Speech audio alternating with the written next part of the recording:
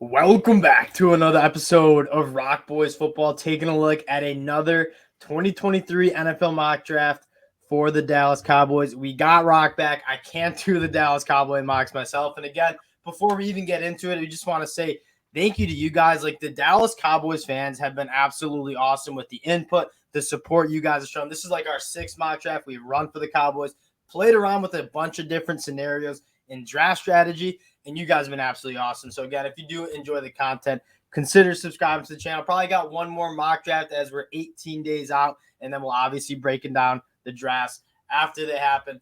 So again, if you guys enjoy the content, lock in, subscribe to the channel. We appreciate it. Rock, I'm gonna kick it off to you. We haven't done one together in about 2 weeks. Draft strategy for the Dallas Cowboys in your mind as it stands? Yeah, it's been a long time, man. But a couple of things have changed a little bit just since the free agency period and a couple of trades that we made. And it's looking like offensive line or defensive back in the first 2 rounds, unless like a tight end like a Dalton Kincaid kind of slides. I know they're high on him. They're high on Darnell Wright. They're high on Avia, who I see as a second-round pick, but I wouldn't be surprised they pick him towards the back end of the first round. Are you first-round territory with Darnell right now? Oh, yeah. I'm getting there too. I love him. I mean, he's just a dog. I think he can play multiple positions. So if we end up wanting to kick Tyler Smith into guard and play Darnell Wright at left tackle or switch that, I think it's easy for us to make the decision. And either way, I think it's an easy pick to put offensive line first round. And one more thing to ask you before we go live here with the draft. Bijan Robinson. What's the I don't see Bijan Robinson making it to y'all. But if that happens, like, how are we feeling with that? I hate running back first round. I know you do. I love Bijan Robinson. He's so good.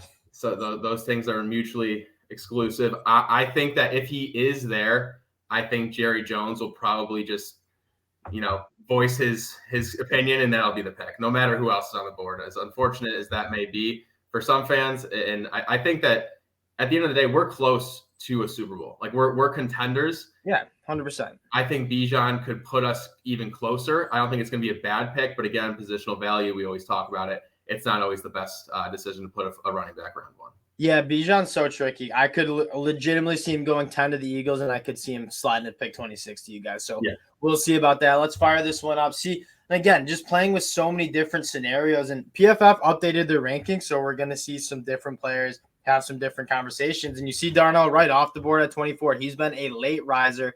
As it stands, you have Bijan on the board. You have a guy like Jordan Addison, obviously Anton Harrison, one of our favorite. Where are you leaning here? So I guess this is going to how it's going to play out. Is it going to be my draft, what I would do, or kind of like how I see the Cowboys playing this out? Because like I said, if Bijan is on the board here, I don't see a way we pass on him. Yeah. It's just too much. Jerry Jones loves the jersey sales. I mean, he's going to sell tickets. He's going to be like, oh, it will be on the news 24/7. And that's what Jerry Jones admittedly said. It's like, my job is to get the Cowboys in the news. Everyone talking about us. He loves that. So I'd be fine with Bijan. I mean, it's not my favorite pick in the world, but I mean, he's a top 5 player on my board. So I can't really complain too much. I'm sad that you'll take Bijan at 26 before the Bills can take him at 27. That being said, going back to, I think, and we've said this before, I think you made such a phenomenal point. This was like a month ago when we were talking Bijan. We've been discussing this pick for a minute now. You look at this wide receiver group, it's not great. And you're looking at the most impactful offensive player in this draft outside of the quarterbacks. I think it's really easy to make the argument that Bijan Robinson is probably that guy. Yeah, no, I agree. I mean, I said it, which of course I agree. Would you get a jersey? Would I get a jersey of Bijan? Yeah. I usually wait till after year 1 because I don't want to jump the gun a little bit. That's what I did with Micah Parsons. So I mean, if we're talking about blue chip, I just don't see how Bijan Robinson's a bad running back at the next level. All right, 58 here. You still got to see Tanner McKee just falling.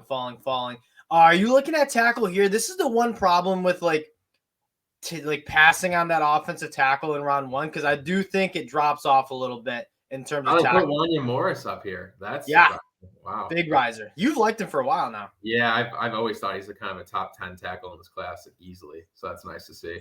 I don't see a guy that I'm taking.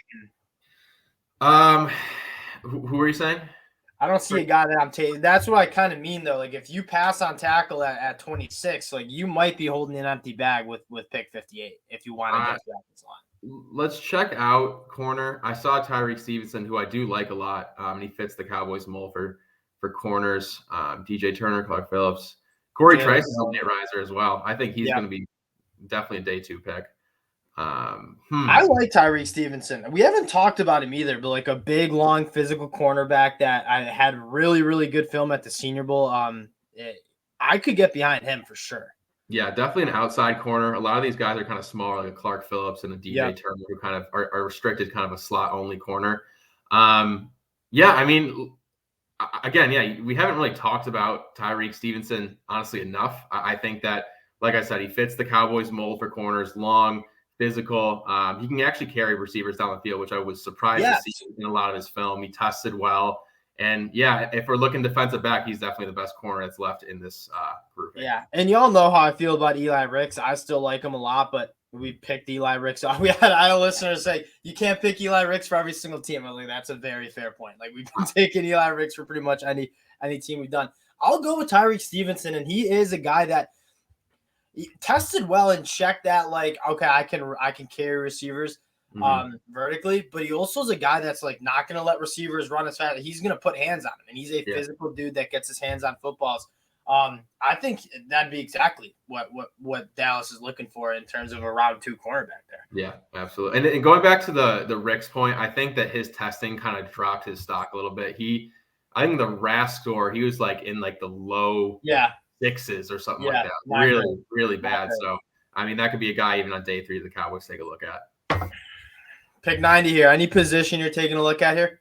Guard. I'm hoping Mafi's still on the board because that's kind of my guy. Where do they have him? Antonio Mafi. Yes. I think the NFL values him a lot higher than PFF does.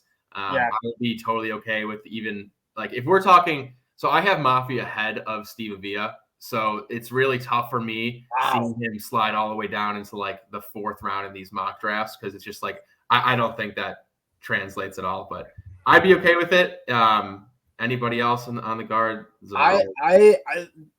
I like Antonio Mafi. He's more of like an early day 3 guy for me. I wouldn't mind taking a look at this defensive line too, because this is kind of where I like this defensive line, whether it's interior like a Moro Ojomo, Keandre Coburn, kind of what you value differently. And then there's some bigger edges too that I think can be versatile in terms of where they can play on the defensive line. Is that a place like Carl Brooks is somebody that I really like? We've been taking a lot. Colby Wooden's another guy. Anyone jump out at you for those positions here? Honestly, that interior defensive line grouping kind of looked like the sweet spot right now in the 3rd round. I saw a lot of guys like Coburn is still on the board. Turner, Ojomo, Pickett. Yeah. Like any one of those 4, I'd be totally okay with. They don't all do exactly the same thing. I think that Coburn and the guy at the top, I just slipped his name. Turner more like a run stuffer, kind of classic one tech. But Ojomo and Pickens can kind of get after it in the pass rush. So if I'm the Cowboys, our run stopping ability kind of struggled. We also weren't able to get back Carlos Watkins. I'm looking at a Coburn who I have higher, or a Kobe Turner as well. So I like Keandre. I like Moro Ojomo more, but they kind of, again, you said they do a little bit different things. Keandre Coburn, like a straight fire hydrant, like 6'2", 335 pounds, does not get enough credit for being a good pass rusher. Like, you see the pass rush win rate. Like, this dude can get after the passer. 24 hurries on 2022. He's got some nice moves from the inside. He's got some decent feet. But again, what you're getting the most out of him is he's eating up double teams, letting your linebackers cook behind him. Keandre Coburn around, like, probably one of my favorite one techs in this class. So pick 90. I could get behind Keandre Coburn a lot. Moro Ojomo, another guy that Dallas Cowboy fans should be familiar with, though, because I like him too.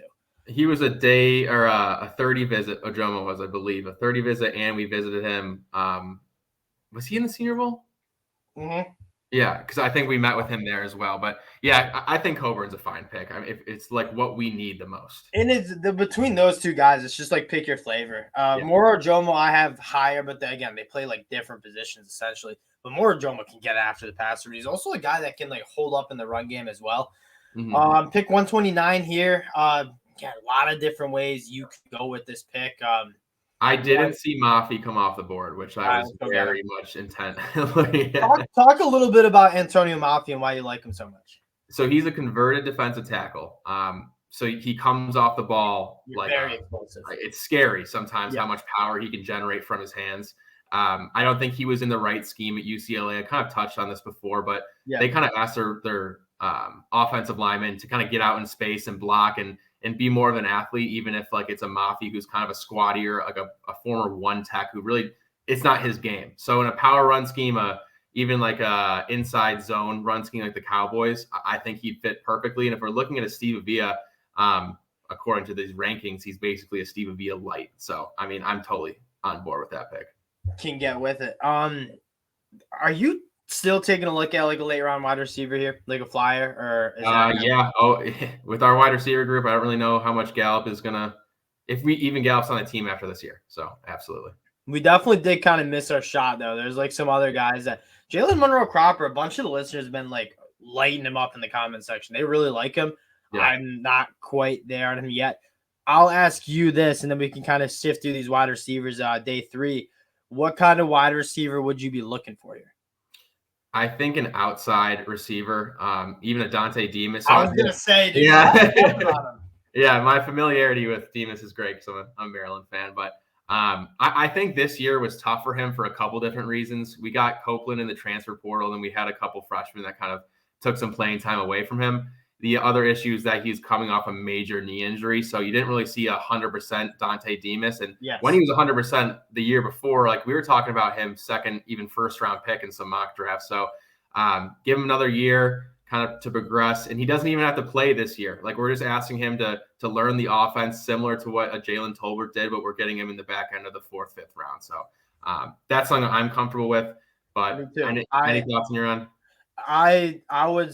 So if you want like a longer guy who can stretch the field, like Matt Landers, I believe ran at 4.38, bigger bodied receiver from Arkansas, former Georgia kid, just a very good vertical stretcher. But Dante Demas, Rock, I remember having this conversation with you like 2 years ago about Dante Demas, like as a potential like top 50 player in the draft. Obviously, just a gruesome knee injury. I think he struggled to come back from that. If you do your medicals and you feel good about him getting back to 100% and potentially reaching all that potential he has, like there's so much to like 34-inch arms, 10-inch hands. The dude jumps 36 inches vertically. Like there's a lot to like about Dante Demas from a trait standpoint. And again, you've seen him play really good football. It's just you haven't really seen it since the injury.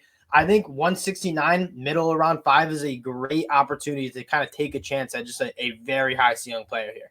I'm just really shocked nobody is talking about him. Either Maryland wide receiver, him or Raheem Barrett. Yeah, I mean, it's kind of shocking. They both had bad years though, like bad. Yeah, no, they did. But you gotta like, it's 1 year. Like we see these players who like they have one good year, their sophomore year, and they kind of regress a little bit their junior year, and then they play really well in the NFL. Like if you have the tape, you have the tape. You have the talent. Like you got to take a flyer at some point on these players. And I agree. I think so many people in like the draft community just forget about like 2021 tape and like just look at the most recent body of work. It's the most frustrating conversation with a guy like Myles Murphy. You go watch Myles Murphy's tape in 2021. He's like the second best edge player in this class. And then, probably a little bit of a regression, or maybe just he wasn't even bad in 2022. It just wasn't like exceeding the expectations that were put out for him. And now all of a sudden he's like not a top 20 player in this draft, which to me is lunacy. Like Myles Murphy is a phenomenal player. You said it. He has the tape. He has the talent. I don't get why people are so reluctant to like look at past years of film. Yeah. So Dante Demas is a guy that you could chalk up for that for sure. Absolutely. 212. Any this is more just like your guys. Like this guy Marte Mapu apparently just lit it up. It came out of nowhere. I haven't seen his name, and all of a sudden he's all over Twitter. I'm like, what? Who is this? Any linebackers? I don't really know who's left. Look, Marte Mapu is a Troy Brown is a guy that Ole Miss who's just Servosi Dennis is one of my guys, but this is not great. Jeremy Banks, I know Dill loves. He does love. He'll never die on that. He has like Jeremy Banks is like a top 120 guy. I don't know. I'm not. This might be like a UDFA. Yeah. Nothing that blows me away. Trice, I don't even want to take him right now because it's so unrealistic that he'd be available at this point. Have you watched him? Did you like his film or? No, I haven't watched him. Okay, so I mean, at this point, he's like a late riser. I think he's probably going to end up a 3rd round pick. Another longer corner who had really good ball production in the Big Ten. So he's got that going for him. Again, yes, he's massive. I highly recommend watching his film. He's kind of one of the guys that slipped through the cracks in the beginning of the process that's now gaining steam. So again, don't want to pick him right now because it's just unrealistic. Can we check tight end real quick? I need Cameron Latu still there. That's not a horrible pick. I really do like Braden Willis from Oklahoma. He provides a little bit of a different thing for the Cowboys. I feel like you have a lot of those like Big Ten tight end. I think Braden Willis is a very good athlete, a little bit undersized. I think he'd be a nice get if you wanted to add a tight end in this class. So Latu, we did meet with Latu and the Oklahoma kid. So I think tight end's definitely on the board for them. And I have Latu higher. I've watched like 1 or 2 games of Braden Willis, but I do like Latu a little bit. And he was very productive at Alabama. He's a former linebacker, if I'm remembering right. So he's got some and the Alabama tight ends, like they ask you to do a lot of different things. I'd be okay with Cameron Latu. Again, my problem with Cameron Latu versus Braden Willis, I just don't know if Cameron. And again, you got to remind yourself you're picking in round 6. Like you're not going to get like a guy who could be a freak unless you find a diamond in the rough. No. I just don't know if he's giving you that much more than like a Sean McCune or a Hendershot. But 244 here. I like McFadden from Clemson. Me too. He's kind of built funny. You know, he's kind of like top heavy and he looks a little bit shorter. I think he's like 6'3". Yeah, 6'2". Yeah, he's short. He played left tackle, but he's definitely a guard in the NFL. So, I mean, again, if we need some depth this late in the draft, I think that he's someone that could come in and be a camp body and maybe make the team if some injuries show up towards the end of the preseason. Yeah, dude, I'm Justin Short. It would be. We talked about like high floor, like Dante Demas like wide receivers. Justin Short, if you pass on Dante Demas, Justin Short is a guy I would take it. Are you familiar with Derek Parrish? I've not watched him, no. Oh my God. He's like he's working out as a fullback and an edge defender. This dude is jacked. Oh, I have seen him. I have. Oh my God. Yeah. I've watched his tape, but I've watched like Houston football and I've seen him and all the announcers talk about him. And he was on pace for like an insane season. He had like 6 sacks through 4 games. You see the numbers, crazy pass rush win rate.